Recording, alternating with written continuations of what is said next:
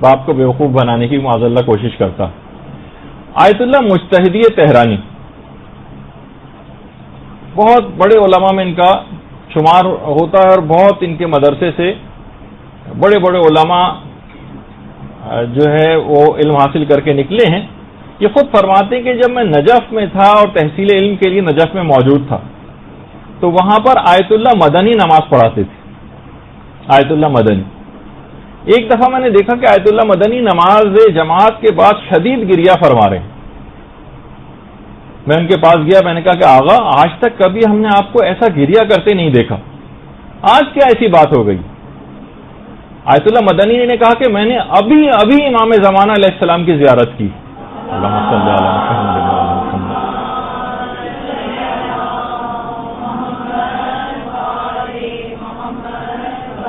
اور امام زمانہ علیہ السلام نے میری پشت کی طرف نمازیوں کی طرف اشارہ کر کے کہا مجھ سے کہ اے مدنی انہیں دیکھو, میرے شیعوں کو دیکھو, نماز کے بعد کتنی تیزی کے ساتھ اپنے دنیاوی کاموں کے لیے بھاگتے ہوئے جا رہے ہیں. ان میں سے ایک نے بھی میری تعجیل فرج کے لیے دل سے دعا نہیں کی. اور امام نے شکوہ کیا اور اس کے بعد نگاہوں سے اوجھل ہو گئے. تو امام زمانہ کی شکایت پر میں شدت سے گریہ کر رہا تھا.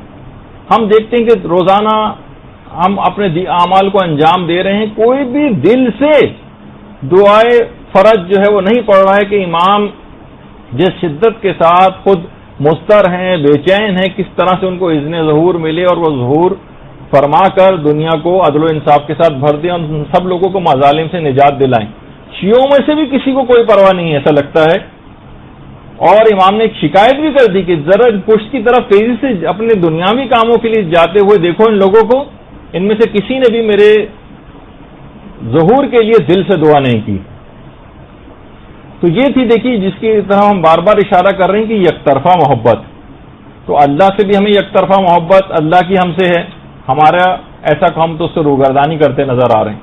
پیغمبر اسلام وقت انتقال, وقت شہادت مسلسل امتی امتی کہہ رہے ہیں اور ہمیں ان کے فرامین کا کوئی پاس نہیں.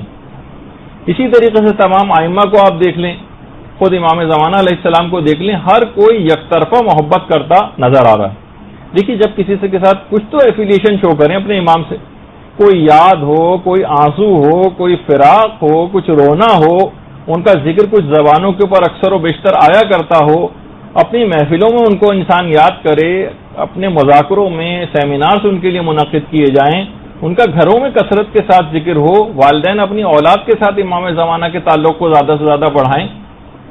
کتنی افسوسناک بات نہیں کہ اگر لوگوں سے کسی سے بھی آپ مجمع عام میں جا کر سوال کریں, مثلا ہو رہی ہو مثلا نشتر پارک میں مجلس, اور کہیں گے کتنے ایسے افراد ہیں جنہوں نے اپنے زمانے کے امام کے متعلق ایک کتاب بھی شروع سے آخر تک پڑھی, صرف ایک کتاب سے زیادہ کبھی نہیں. کتنے افراد ہوں گے جو ہاتھ کھڑا کریں گے؟ کتنے ایسے ہیں جو ان کے متعلق لوگوں سے جا کر معلوم کرتے نظر آتے ہیں کہ مولانا صاحب یا علامہ صاحب یہ بتائیے کہ امام زمانہ کے متعلق فلاں فلاں معلوم ہے. ان کے زمانے میں زندگی گزار رہے ہیں لیکن کسی کو کوئی فکر ان کے ہمیں نظر نہیں آتی, اپنی معلومات بڑھانے کے لحاظ سے بھی نظر نہیں آتی, ان کے متعلق جاننے کی نظر نہیں آتی. بس رٹے رٹائے کچھ جملے ہیں جو کہ زبانوں سے نکالے جا رہے ہیں. اور اگر ہم اپنی